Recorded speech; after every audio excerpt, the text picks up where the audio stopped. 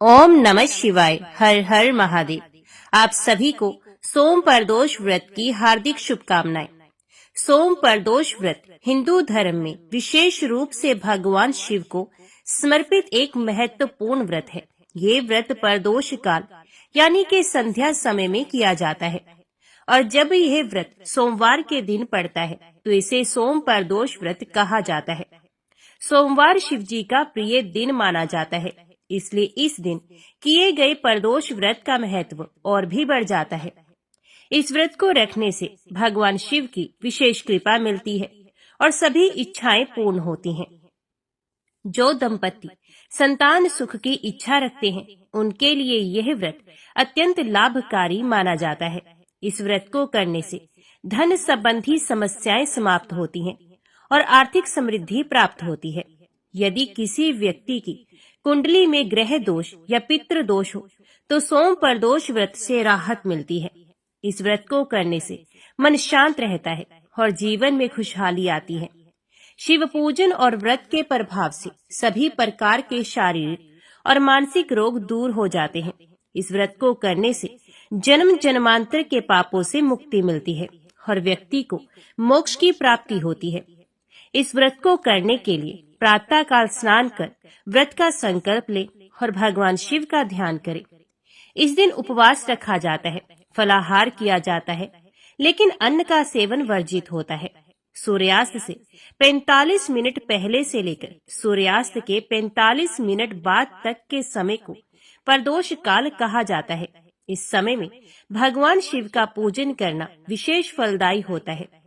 जल, दूध, दही, शहद, बेलपत्र, गंगा जल आदि से शिवलिंग का अभिषेक करें। ओम नमः शिवाय मंत्र का जाप करें और शिव चालीसा का पाठ करें। पूजा के बाद शिव आरती करें और प्रसाद बांटें। दूसरे दिन प्रातः दान पुण्य करके व्रत का पारण करें। सोम प्रदोष व्रत अत्यंत शुभ और फलदायी माना जाता है। ये व्रत न केवल भगवान शिव की कृपा प्राप्त करने का साधन है, बल्कि इसे करने से सभी प्रकार की समस्याओं से मुक्ति मिलती है। जो भी भक्त इस व्रत को श्रद्धा और भक्ति भाव से करता है, उसे जीवन में सुख, समृद्धि और शांति प्राप्त होती है। एक बार ऋषि समाज द्वारा सर्व प्राणियों के हित में परम पावन भागीरथी के तट पर विशाल गोष्ठी का आयोजन किया गया। इस सभा में व्यास जी के परम शिष्य पुराण वेत्ता सूत जी महाराज हरि कीर्तन करते हुए पधारे। सूत जी को आते देख शौनक आदि के 88,000 ऋषि मुनियों ने खड़े होकर उन्हें दंडवत प्रणाम किया। महाज्ञानी सूत जी ने भक्ति भाव से ऋषियों को हृदय से लगाया और उन्हें आशीर्वाद दिया। विद्वान ऋषिगण और सभी शिष्य आसन पर विराजमान हुए।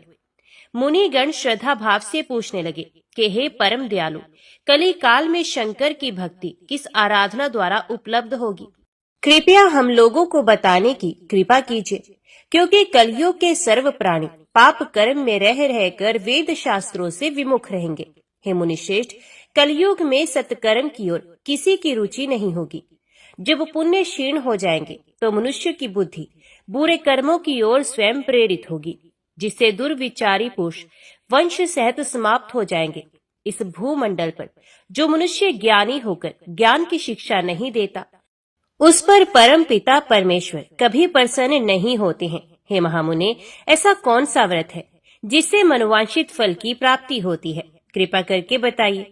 ऐसा सुनकर दयालु हृदय से सूत जी कहने लगे कि हे श्रेष्ठ मुनि और शौनक जी, आप धन्यवाद के पात्र हैं। आपके विचार प्रशंसनीय और सराहनीय हैं। आप वैष्णव अग्रगण्य हैं, क्योंकि आपके हृदय में सदा परहित की भावना समाहित है। इसलिए हे शौनकादि ऋषियों, सुनो, मैं उस व्रत के बारे में बताता हूँ जिसे करने से सभी पापों से मुक्ति मिलती है। धन वृद्धि, दुख विनाशक, सुख प्राप्त कराने वाला, संतान देने वाला और मनोवांछित फल की प्राप्ति कराने वाला व्रत होता है। यह व्रत तुमको सुनाता हूँ, जो किसी समय भोलेनाथ ने सती जी को सुनाया था और उनसे प्राप्त ये परम श्रेष्ठ उपदेश मेरे पूज्य गुरु जी ने मुझे सुनाया था, जिसे समय पाकर आपको मैं शुभ बेला में सुनाता हूँ। सूत जी कहने लगे कि आयु वृद्धि, स्वास्थ्य लाभ के लिए त्रयोदशी का व्रत करें। इस व्रत की विधि इस प्रकार है। सुबह स्नान कर निराहार व्रत करें, शिव जी का ध्यान करें, शिव मंदिर में जाकर भोलेनाथ की पूजा करें। पूजा के बाद त्रिपुंड तिलक धारण करें, शिवलिंग पर बेल पत्र चढ़ाएं, धूप दीप और अक्षत से पूजा करें। शिव जी को ऋतु फल अर्पित करें। ओम नमः शिवाय मंत्र का रुद्राक्ष की माला से जप करें।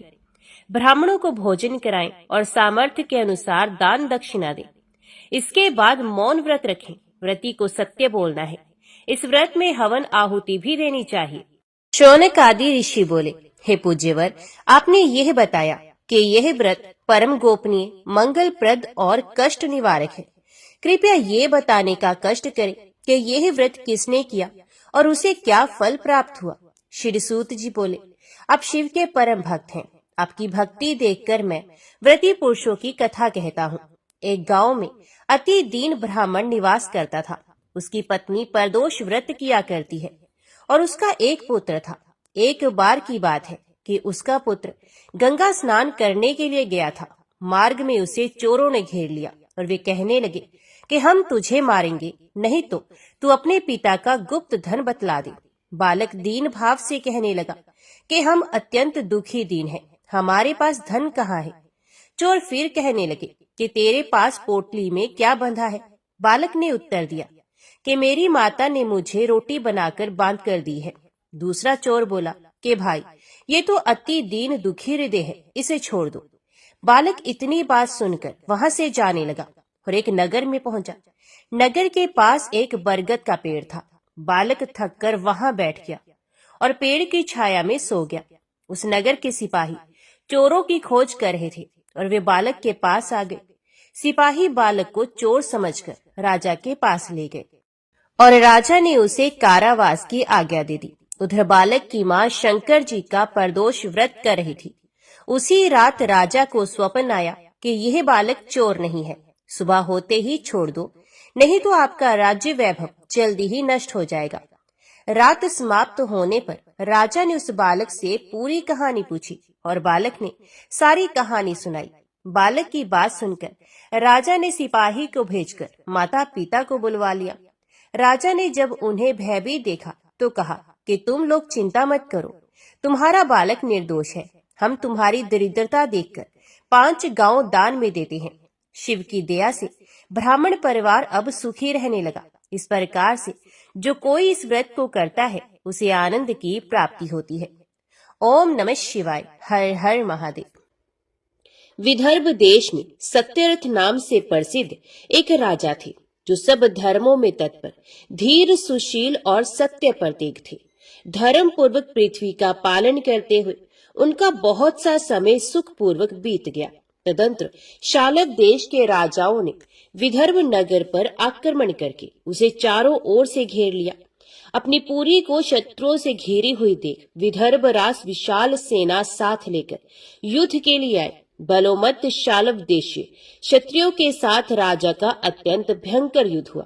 शालवों की बहुत बड़ी सेना मारी गई, परंतु अंत में विदर्भ राज भी उनके हाथ से मारे गए। मंत्रियों सहित उस महारथी वीर राजा के मारे जाने पर मरने से बचे हुए सैनिक भाग खड़े हुए।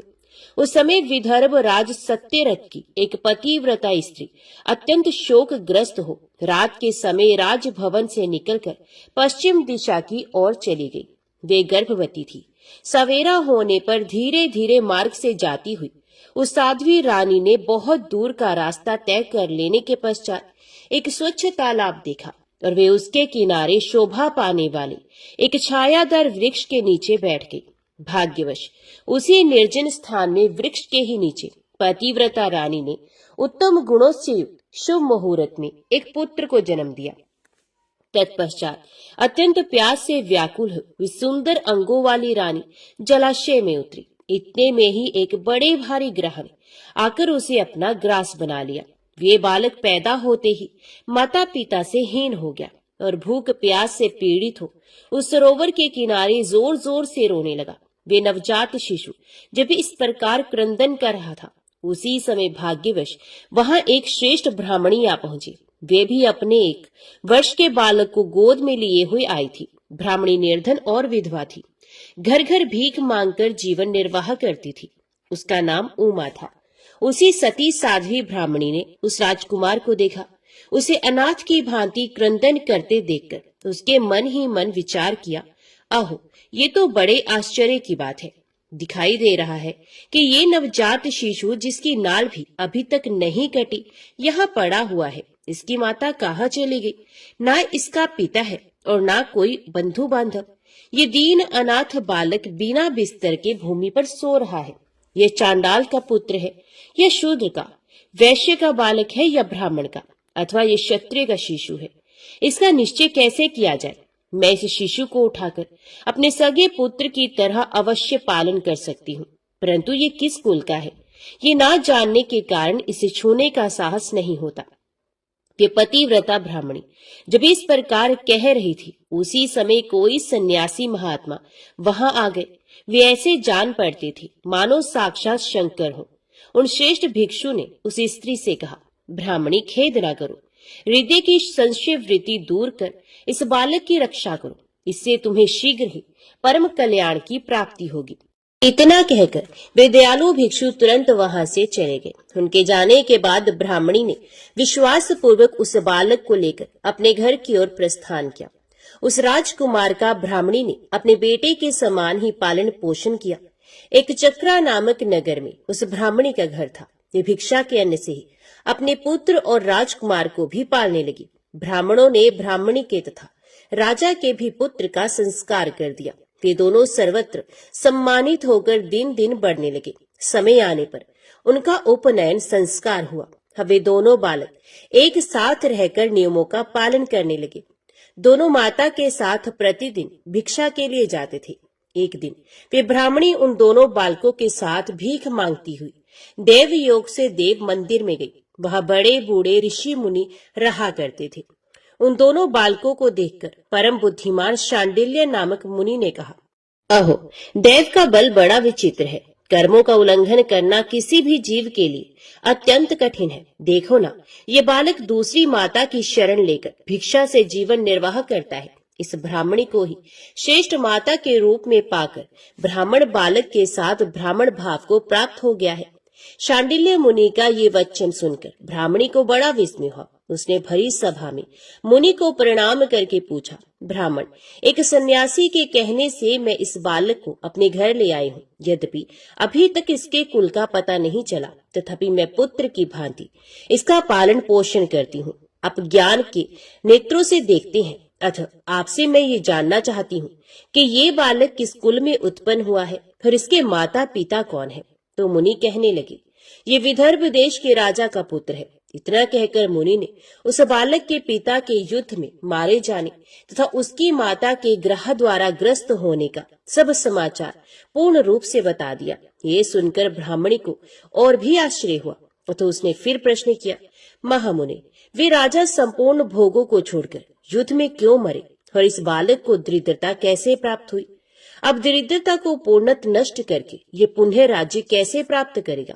मेरा ये पुत्र भी भिक्षा से ही जीवन निर्वाह करता है, तो इसकी दरिद्रता के निवारण का भी क्या कोई उपाय है? ये बताने की कृपा करें। शांडिल्य मुनि ने कहा, इस राजकुमार के पिता विदर्भ राज पूर्व जन्म में पांड्य देश के श्रेष्ठ राजा थे। ये सब धर्मों के ज्ञाता थे और संपूर्ण पृथ्वी का धर्म पूर्वक पालन करते थे। एक दिन प्रदोष काल में राजा भगवान शंकर का पूजन कर रहे थे और बड़ी भक्ति से त्रिलोकीनाथ महादेव जी की आराधना में संलग्न थे। उसी समय नगर में सब और बड़ा भारी कोलाहल मचा। उस उत्कट शब्द को सुनकर राजा ने बीच में ही भगवान शंकर की पूजा छोड़ दी और नगर में शोभ फैलने की आशंका से राजभवन से बाहर निकल गए। इसी समय राजा का महाबली मंत्री शत्रु को पकड़कर उनके समीप ले आया। वे शत्रु पांड्य राज का ही सामंत था। उसे देखकर राजा ने क्रोध पूर्वक उसका मस्तक कटवा दिया। शिव पूजा छोड़कर नियम को समाप्त किए बिना ही राजा ने रात में भोजन भी कर लिया। इसी प्रकार राजकुमार भी प्रदोष काल में शिवजी की पूजा किए बिना ही भोजन करके सो गया। वही राजा दूसरे जन्म में विदर्भ राजा हुआ। शिवजी की पूजा में विघ्न होने के कारण शत्रु ने उसके सुख भोग के बीच में ही मार डाला। पूर्व जन्म में जो उसका पुत्र था वही इस जन्म में भी हुआ है। शिवजी की पूजा का उल्लंघन करने के कारण ये दरिद्रता को प्राप्त हुआ है। इसकी माता ने पूर्व जन्म में छल से अपनी सोत को मार डाला था। उस महान पाप के कारण ही वह इस जन्म में ग्रह के द्वारा मारी गई। मैं सत्य कहता हूँ, परलोक में हित की बात कहता हूँ, शास्त्रों का सार एवं उपनिषदों का हृदय कहता हूँ। इस भयंकर असार संसार को प्राप्त हुए जीव के लिए ईश्वर के चरणार विंदों की सेवा ही सार वस्तु है। जो प्रदोष काल में अन्यचित होकर परमेश्वर के चरणारविंदों की पूजा करते हैं, वे इसी संसार में सदा बढ़ने वाले धन धान्य, स्त्री पुत्र, सौभाग्य और संपत्ति के द्वारा सबसे बढ़कर होते हैं। ब्राह्मणी, ये तुम्हारा पुत्र पूर्व जन्म में उत्तम ब्राह्मण था। इसने सारी आयु केवल दान लेने में बिताई है, यज्ञ आदि सत्कर्म नहीं किए हैं, इसलिए ये दरिद्रता को प्राप्त हुआ है। उस दोष का निवारण करने के लिए अब ये भगवान शंकर की शरण में जाए। मुनि के इस प्रकार कहने पर साध्वी ब्राह्मणी ने उन्हें प्रणाम करके शिव पूजन की विधि का क्रम पूछा। शांडिल्य मुनि ने कहा, दोनों पक्षों की त्रयोदशी को मनुष्य जब निराहार रहे तब सूर्यास्त से 3 घड़ी पहले स्नान करे, फिर श्वेत वस्त्र धारण करके धीर पुरुष संध्या और जप आदि नित्य कर्म की विधि पूरी करके मौन हो शास्त्र विधि का पालन करते हुए भगवान शिव की पूजा आरंभ करे। भगवत विग्रह के आगे की भूमि को नए निकाले हुए शुद्ध जल से भली भांति लीप पोत कर सुंदर मंडल बनाए। धोत वस्त्र आदि के द्वारा उस मंडल को सब ओर से घेर दे। ऊपर से चंदोवा आदि लगाकर फल फूल और नवीन अंकुरों से उसको सजा दे। मंडल के मध्य की भूमि में 5 रंगों से विचित्र कमल अंकित करके उसी पर सुस्थिर एवं उत्तम आसन बिछाकर बैठ जाए और हृदय में भक्ति भाव से युक्त हो पूजा की सब सामग्री एकत्रित करे। फिर पवित्र भाव से शास्त्रोक्त मंत्रों द्वारा देवपीठ को आमंत्रित करे। तत्पश्चात आत्म शुद्धि और भूत शुद्धि आदि करके 3 प्राणायाम करे। उसके बाद बिंदुयुक्त बीज अक्षरों के द्वारा विधि पूर्वक मात्र का न्यास करे। तदंतर परा देवता का ध्यान करके मात्र का न्यास की विधि पूरी करे। फिर परम शिव का ध्यान करके पीठ के वाम भाग में गुरु को प्रणाम करे। दक्षिण भाग में गणेश जी को मस्तक झुकाए। दोनों अंशों और जांघों में धर्म आदि का न्यास करे। नाभि तथा पार्श्व भागों में अधर्म आदि का न्यास करे। तत्पश्चात हृदय में अनंत आदि का न्यास करके देवपीठ पर मंत्र का न्यास करे। आधार शक्ति से लेकर ज्ञानमक तक क्रमश न्यास करके हृदय में एक कमल की भली भांति भावना करे। वे कमल 9 शक्तियों से युक्त एवं परम सुंदर हो। उसी कमल की कर्णिका में कोटि कोटि चंद्रमाओं के समान प्रकाशमान उमापति भगवान शिव का ध्यान करे। भगवान के 3 नेत्र हैं। मस्तक पर चंद्रमा का मुकुट शोभा पाता है। जटा जूट कुछ कुछ पीला हो गया है। उस पर रतन जटित किरीट सुशोभित है। उनके कंठ में नील चिन्ह है और अंग अंग से उदारता सूचित होती है। सर्पों के हार से उनकी बड़ी शोभा हो रही है। उनके एक हाथ में वरद और दूसरे में अभय की मुद्रा है। ये फरसा धारण करते हैं। उन्होंने नागों का कंकण, केयूर, अंगद तथा मुद्रिका धारण कर रखी है। वे व्याघ्र चरम पहने हुए रतन में सिंहासन पर विराजमान है। उनके वाम भाग में गिरिराज नंदिनी उमा देवी का चिंतन करें। इस प्रकार महादेव जी तथा गिरिजा देवी का ध्यान करके गंध आदि से उनकी मानसिक पूजा करें। 5 वैदिक मंत्रों से गंध आदि द्वारा पूर्वोक्त 5 स्थानों में अथवा हृदय में पूजा करें। फिर मूल मंत्र से 3 बार हृदय में ही पुष्पांजलि दें। उसके बाद सिंहासन पर महादेव जी का पुनः पूजन प्रारंभ करें। पूजा के आरंभ में एकाग्रचित होकर संकल्प पढ़े। तदंतर हाथ जोड़कर मन ही मन भगवान शिव का ध्यान एवं आवाहन करें। हे भगवान शंकर, आप ऋण पातक दुर्भाग्य और दरिद्रता आदि की निवृत्ति के लिए तथा संपूर्ण पापों का नाश करने के लिए मुझ पर प्रसन्न हो जाइए। मैं दुख और शोक की आग में जल रहा हूँ। संसार भय से पीड़ित हूँ। अनेक प्रकार के रोगों से व्याकुल और दीन हूँ। वृषवाहन, मेरी रक्षा कीजिए। देव देवेश्वर, सबको निर्भय कर देने वाले महादेव जी, आप यहाँ पधारिए और मेरी की हुई इस पूजा को पार्वती देवी जी के साथ ग्रहण कीजिए। इस प्रकार संकल्प और आवाहन करके पूजा आरंभ करनी चाहिए। तत्पश्चात मनुष्य एकाग्रचित हो रुद्र सूक्त का पाठ करते हुए वहां स्थापित किए हुए शंख के जल से और पंच अमृत से महादेव जी का अभिषेक करके भांति भांति के मंत्रों से आसन आदि उपचारों को समर्पित करे। भावना द्वारा दिव्य वस्त्रों से विभूषित स्वर्ण सिंहासन की कल्पना करे और उसी पर भगवान को विराजमान करके अष्टगुण युक्त अर्घ्य और पादम निवेदन करे। फिर शुद्ध जल से आचमन कराकर मधु पर्क दे। उसके बाद पुण्य आचमन के लिए जल देकर मंत्रोच्चारण पूर्वक स्नान कराए। फिर यज्ञोपवीत वस्त्र और आभूषण अर्पण करे। परम पवित्र अष्टांग युक्त चंदन चढ़ावे। बिल्व मदार लाल कमल धतूर कनेर सनई का फूल चमेली उषा अपामार्ग तुलसी जोही चंपा भटकटैया और करवीर के फूलों से जितने मिल जाए उन सबको शिव उपासक भगवान शिव पर चढ़ाए। इनके अतिरिक्त भी नाना प्रकार के सुगंधित पुष्प निवेदन करें। तत्पश्चात लाल चंदन से उत्पन्न धूप और निर्मल दीप समर्पित करें। उसके बाद हाथ धोकर घी नमकीन और साग मिठाई पुआ शक्कर तथा गुड़ के बने हुए पदार्थ एवं खीर का नैवेद्य भोग लगाए। मधु दही और जल भी अर्पण करें। उस खीर का ही मंत्र द्वारा प्रज्वलित की हुई अग्नि में हवन करें। ये होम शास्त्रोक्त विधि से आचार्य के कथन अनुसार संपन्न करना चाहिए। भगवान शंकर को नैवेद्य देकर मुख शुद्धि के लिए उत्तम तांबूल अर्पण करें। धूप आरती सुंदर शस्त्र उत्तम दर्पण को वैदिक तांत्रिक मंत्रों द्वारा विधि पूर्वक समर्पित करें। यदि ये सब करने की अपने में शक्ति ना हो, अधिक धन का अभाव हो, तो अपने पास जितना धन हो उसी के अनुसार भगवान की पूजा करें।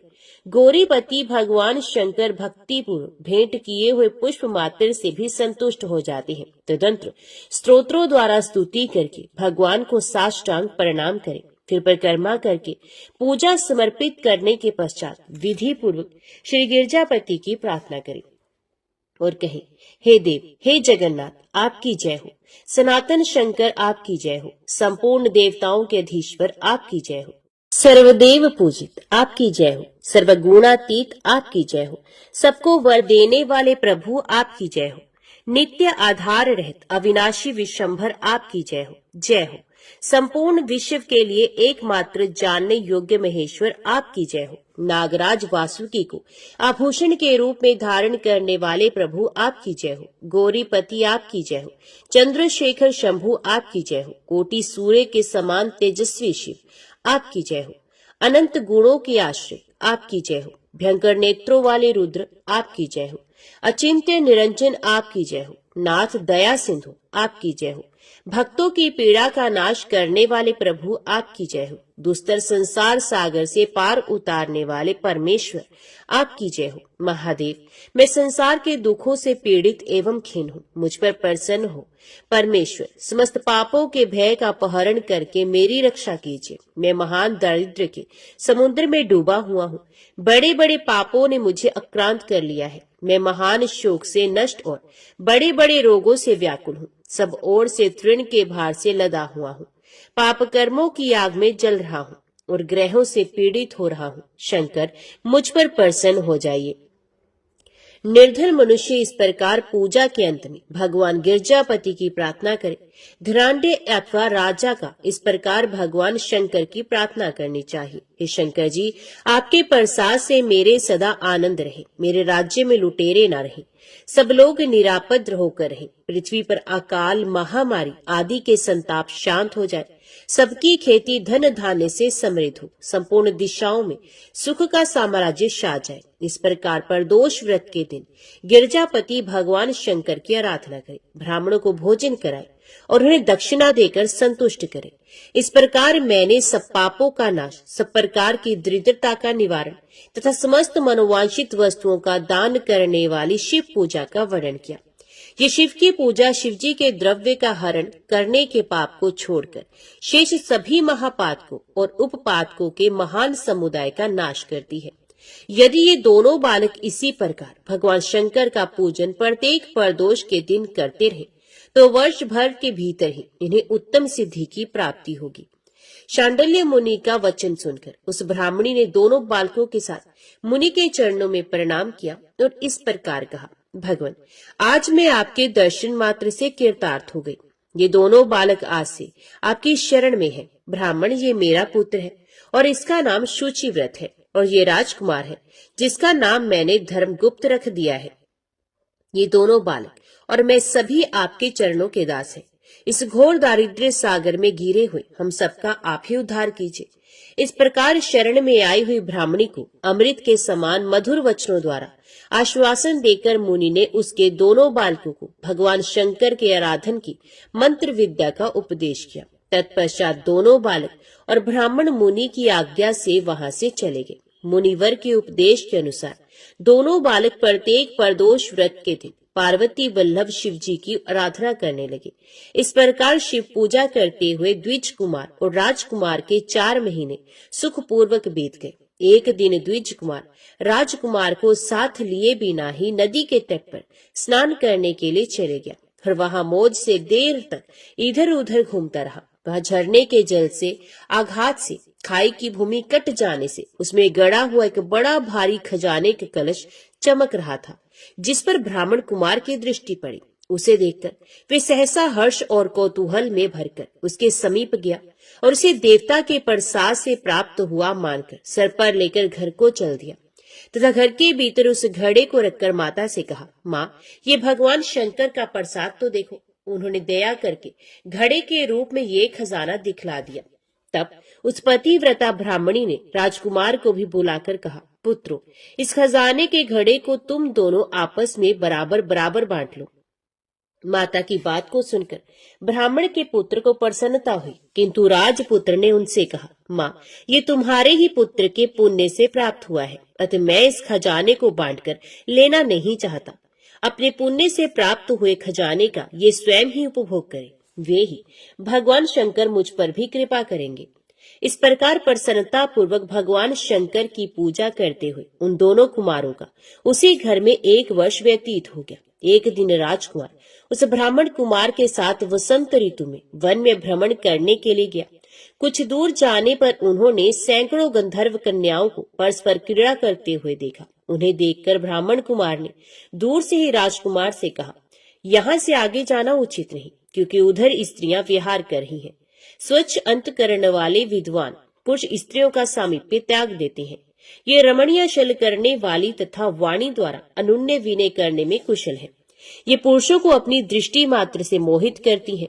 इसलिए अपने धर्म में तत्पर ब्रह्मचारी कभी स्त्रियों के समीप जाकर उनके साथ वार्तालाप ना करे। ऐसा कहकर ब्राह्मण कुमार लौट पड़ा और दूर जाकर खड़ा हो गया, किंतु राजकुमार अकेला ही निर्भय होकर स्त्रियों की उस क्रीड़ा स्थली की ओर चला गया। उन गंधर्व कन्याओं में से एक ने राजकुमार को आते देख मन ही मन कुछ विचार किया और सखियों से कहा, सहेलियों, यहाँ से थोड़ी ही दूर पर एक उत्तम वन है, जहाँ विचित्र चंपा, अशोक, पुन्नाग और वकुल आदि वृक्ष खिले हुए हैं। वहां जाकर तुम सब लोग फूल तोड़ो।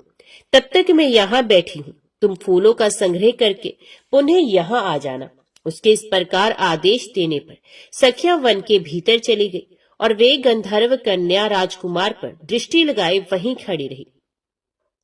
उसे देखकर राजकुमार कामदेव के बाणों से पीड़ित हो गया। गंधर्व कन्या ने अपने पास आए हुए राजकुमार को बैठने के लिए कोमल पल्लवों का आसन दिया और पूछा, कमल नयन, तुम कौन हो?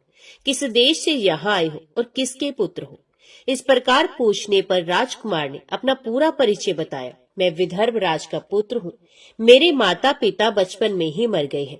शत्रुओं ने मेरे राज्य पर अधिकार जमा लिया है और मैं दूसरे के राज्य में गुजारा करता हूँ। ये सारी बातें बताकर राजकुमार ने उस गंधर्व कन्या से पूछा, सुंदरी, तुम कौन हो? यहाँ तुम्हारा क्या कार्य है और तुम किसकी पुत्री हो?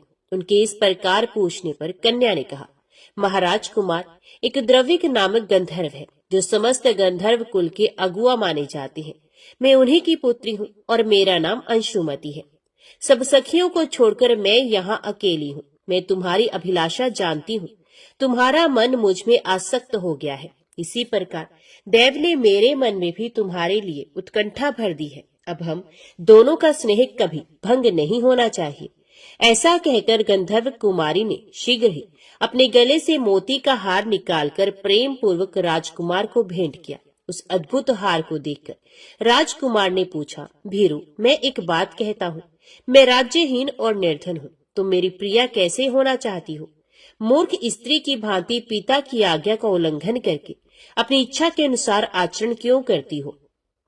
ये सुनकर गंधर्व कन्या ने कहा, प्रियतम, आपका कहना ठीक है, मैं पिता की आज्ञा के विरुद्ध नहीं जाऊंगी। आप इस समय घर को पधारे और परसों प्रातः काल पुण्य यहीं दर्शन दीजिए, आपसे कुछ हमारा कार्य है। इतना कहकर वे गंधर्व कन्या अपनी सखियों के आ जाने से उनके साथ चली गई और राजकुमार भी हर्षपूर्वक ब्राह्मण कुमार के समीप लौट आया। उसने द्विज पुत्र से सब बातें बताई और उसके साथ घर को प्रस्थान किया।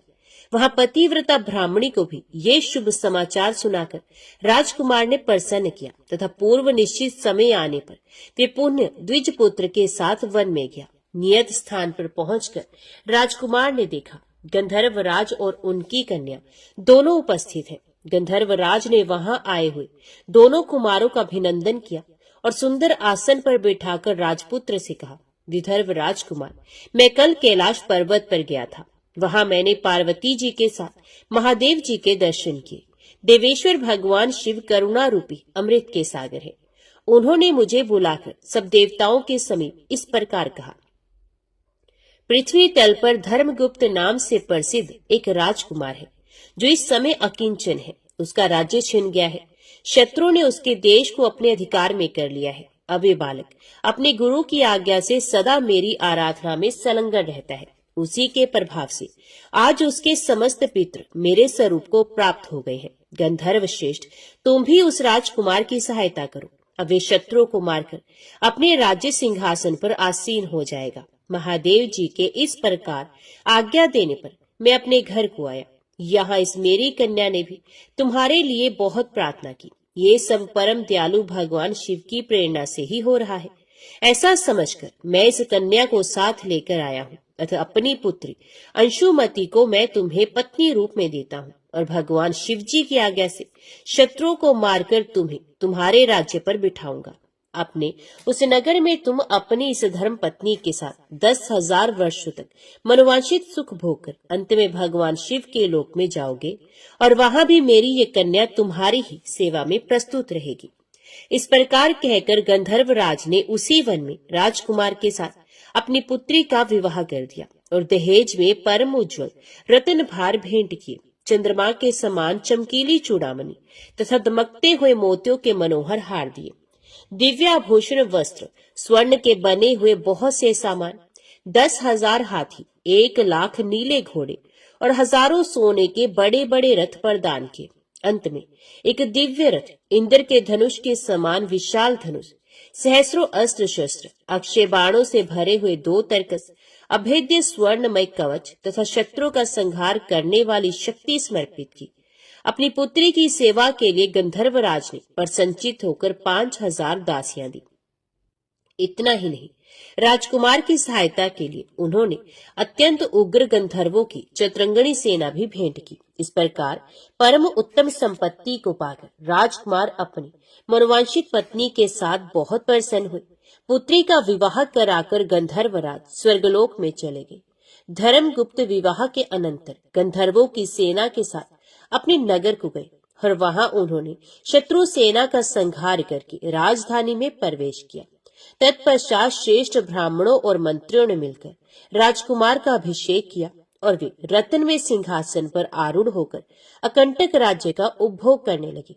जिस ब्राह्मण पत्नी ने उनका अपने पुत्र की भांति पालन किया था, वही उनकी माता हुई। वे द्विज कुमार ही भाई हुआ तथा गंधर्व राजकुमारी अंशुमति महारानी के पद पर प्रतिष्ठित हुई।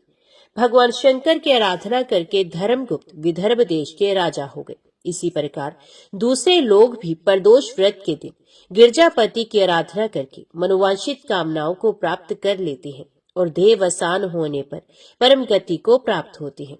सूत जी कहते हैं, जो प्रदोष व्रत के परम अद्भुत पुण्य में महात्म्य को उस व्रत के दिन शिव पूजन के पश्चात एकाग्रचित होकर सुनता अथवा पढ़ता है, उसे 100 जन्मों तक कभी दरिद्रता नहीं होती और अंत में वे ज्ञान के ऐश्वर्य से युक्त हो भगवान शंकर के परम धाम को प्राप्त होता है। ओम नमः शिवाय। हर हर महादेव। अभी सुनिए सोमवार व्रत कथा। किसी नगर में एक धनी व्यापारी रहता था। दूर दूर तक उसका व्यापार फैला हुआ था। नगर के सभी लोग उस व्यापारी का सम्मान करते थे। इतना सब कुछ संपन्न होने के बाद भी वह व्यापारी बहुत दुखी था, क्योंकि उसका कोई पुत्र नहीं था, जिस कारण अपने मृत्यु के पश्चात व्यापार के उत्तराधिकारी की चिंता उसे हमेशा सताती रहती थी। पुत्र प्राप्ति की इच्छा से व्यापारी प्रत्येक सोमवार भगवान शिव की व्रत पूजा किया करता था और शाम के समय शिव मंदिर में जाकर शिव जी के सामने घी का दीपक जलाया करता था। उसकी भक्ति देखकर माता पार्वती प्रसन्न हो गई और भगवान शिव से उस व्यापारी की मनोकामना पूर्ण करने का निवेदन किया। भगवान शिव बोले, इस संसार में सबको उसके कर्म के अनुसार फल की प्राप्ति होती है। जो प्राणी जैसा कर्म करते हैं उन्हें वैसा ही फल प्राप्त होता है। शिवजी द्वारा समझाने के बावजूद माता पार्वती नहीं मानी और उस व्यापारी की मनोकामना पूर्ति हेतु वे शिवजी से बार बार अनुरोध करती रही। अंततः माता के आग्रह को देखकर भगवान भोलेनाथ को उस व्यापारी को पुत्र प्राप्ति का वरदान देना ही पड़ा। वरदान देने के पश्चात भोलेनाथ माता पार्वती से बोले, आपके आग्रह करने पर मैंने पुत्र प्राप्ति का वरदान तो दे दिया, परंतु इसका पुत्र केवल 16 वर्ष से अधिक समय तक जीवित नहीं रहेगा। उसी रात भगवान शिव उस व्यापारी के स्वप्न में आए और उसे पुत्र प्राप्ति का वरदान दिया और उसके पुत्र के 16 वर्ष तक जीवित रहने की भी बात बताई। भगवान के वरदान से व्यापारी को खुशी तो हुई, लेकिन पुत्र की अल्प आयु की चिंता ने उस खुशी को नष्ट कर दिया। व्यापारी पहले की तरह सोमवार के दिन भगवान शिव का विधिवत व्रत करता रहा। कुछ महीनों के बाद उसके घर एक अति सुंदर बालक ने जन्म लिया और घर में खुशियां ही खुशियां भर गई। बहुत धूमधाम से पुत्र जन्म का समारोह मनाया गया, परंतु व्यापारी को पुत्र जन्म की अधिक खुशी नहीं हुई, क्योंकि उसे पुत्र की अल्प आयु के रहस्य का पता था। जब पुत्र 12 वर्ष का हुआ तो व्यापारी ने उसे उसके मामा के साथ पढ़ने के लिए वाराणसी भेज दिया। लड़का अपने मामा के साथ शिक्षा प्राप्ति हेतु चल दिया। रास्ते में जहाँ भी मामा भांजे विश्राम हेतु रुकते, वहीं यज्ञ करते और ब्राह्मणों को भोजन कराते। लंबी यात्रा के बाद मामा भांजे एक नगर में पहुंचे। उस दिन नगर के राजा की कन्या का विवाह था, जिस कारण पूरे नगर को सजाया गया था। निश्चित समय पर बारात आ गई, लेकिन वर का पिता अपने बेटे के एक आंख से काने होने के कारण बहुत चिंतित था।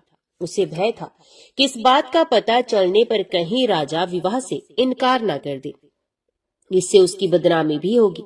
जब वर के पिता ने व्यापारी के पुत्र को देखा तो उसके मस्तिष्क में एक विचार आया। उसने सोचा, क्यों न इस लड़के को दूल्हा बनाकर राजकुमार से विवाह करा दूं। विवाह के बाद उसको धन देकर विदा कर दूंगा और राजकुमारी को अपने नगर ले जाऊंगा। वर के पिता ने लड़के के मामा से इस संबंध में बात की। मामा ने धन मिलने के लालच में वर के पिता की बात स्वीकार कर ली। लड़के को दूल्हे का वस्त्र पहनाकर राजकुमारी से विवाह करा दिया गया। राजा ने बहुत सारा धन देकर राजकुमारी को विदा किया। शादी के बाद लड़का जब राजकुमारी के साथ लौट रहा था तो वे सच नहीं छिपा सका और उसने राजकुमारी की ओढ़नी पर लिख दिया, राजकुमारी, तुम्हारा विवाह मेरे साथ हुआ है। मैं तो वाराणसी पढ़ने के लिए जा रहा हूँ और अब तुम्हें जिस नवयुवक की पत्नी बनना पड़ेगा वे एक आंख से काना है।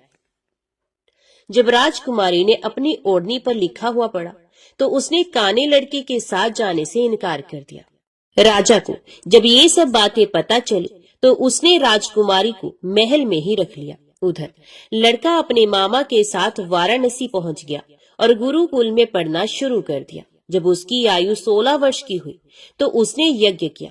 यज्ञ की समाप्ति पर ब्राह्मणों को भोजन कराया, खूब अन्न वस्त्र दान किए। रात को वह अपने शयन कक्ष में सो गया।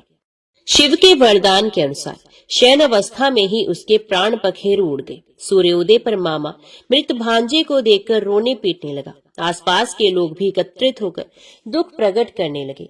लड़के के मामा के रोने विलाप करने के स्वर समीप से गुजरते हुए भगवान शिव और माता पार्वती जी ने भी सुने। माता पार्वती ने भगवान शिव से कहा, प्राणनाथ, मुझे इसके रोने के स्वर सहन नहीं हो रहे हैं। आप इस व्यक्ति के कष्ट को अवश्य दूर करें।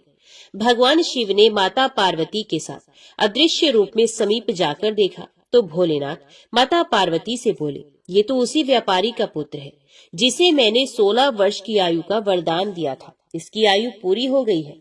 माँ पार्वती ने फिर भगवान शिव से निवेदन कर उस बालक को जीवन देने का आग्रह किया। माता पार्वती के आग्रह पर भगवान शिव ने उस लड़के को जीवित होने का वरदान दिया और कुछ ही पल में वे जीवित होकर उठ बैठा।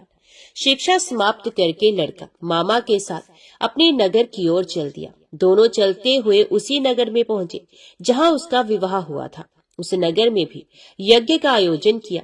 समीप से गुजरते हुए नगर के राजा ने यज्ञ का आयोजन देखा और उसने तुरंत ही लड़के और उसके मामा को पहचान लिया। यज्ञ के समाप्त होने पर राजा मामा और लड़के को महल में ले गया और कुछ दिन उन्हें महल में रखकर बहुत सा धन वस्त्र आदि देकर राजकुमारी के साथ विदा कर दिया। इधर भूखे प्यासे रहकर व्यापारी और उसकी पत्नी बेटे की प्रतीक्षा कर रहे थे। उन्होंने प्रतिज्ञा कर रखी थी कि यदि उन्हें अपने बेटे की मृत्यु का समाचार मिला तो दोनों अपने प्राण त्याग देंगे। परंतु जैसे ही उसने बेटे के जीवित वापस लौटने का समाचार सुना तो वे बहुत प्रसन्न हुआ। वे अपनी पत्नी और मित्रों के साथ नगर के द्वार पर पहुंचा। अपने बेटे के विवाह का समाचार सुनकर पुत्र वधू राजकुमारी को देखकर उसकी खुशी का ठिकाना न रहा। उसी रात भगवान शिव ने व्यापारी के स्वप्न में आकर कहा, हे श्रेष्ठी, मैंने तेरे सोमवार के व्रत करने और व्रत कथा सुनने से प्रसन्न होकर तेरे पुत्र को लंबी आयु प्रदान की है। पुत्र की लंबी आयु जानकर व्यापारी बहुत प्रसन्न हुआ। शिव भक्त होने तथा सोमवार का व्रत करने से व्यापारी की सभी मनोकामनाएं पूर्ण हुई। इसी प्रकार जो भक्त सोमवार का विधिवत व्रत करते हैं और व्रत कथा को सुनते हैं उनकी सभी इच्छाएं पूरी होती हैं। ओम नमः शिवाय। हर हर महादेव। अभी सुनते हैं भगवान भोलेनाथ की आरती। जय शिव ओंकारा प्रभु, जय शिव ओंकारा। ब्रह्मा विष्णु सदा शिव अर्धांगी धारा। ओम जय शिव ओंकारा। एकानन चतुरानन पंचानन राजे। हंसासन गरुड़ासन वृषवाहन साजे। ओम जय शिव ओंकारा।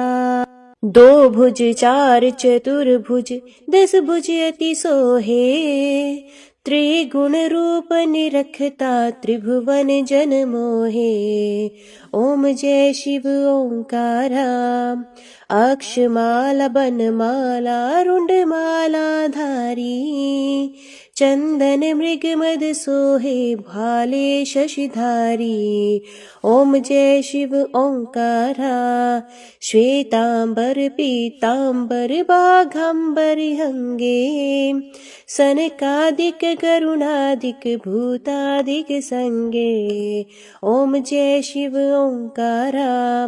कर के मध्य कमंडलू चक्र त्रिशूल धरता। जग करता जग भरता जग संहार करता। ओम जय शिव ओंकारा। ब्रह्मा विष्णु सदा शिव जानत अविवेका। प्रणवाक्षर मध्य ये तीनों एका। ओम जय शिव ओंकारा। काशी में विश्वनाथ विराजत नंदी ब्रह्मचारी। नित उठ भोग लगावत महिमा अति भारी। ओम जय शिव ओंकारा। त्रिगुण शिव जी की आरती जो कोई नर गावे। कहत शिवानंद स्वामी मनवांचित फल पावे। ओम जय शिव ओंकारा। ओम जय शिव ओंकारा। स्वामी हरि शिव ओंकारा। ब्रह्मा विष्णु सदा शिव अर्धांगी धारा। ओम जय शिव ओंकारा। ओम नमः शिवाय। हर हर महादेव।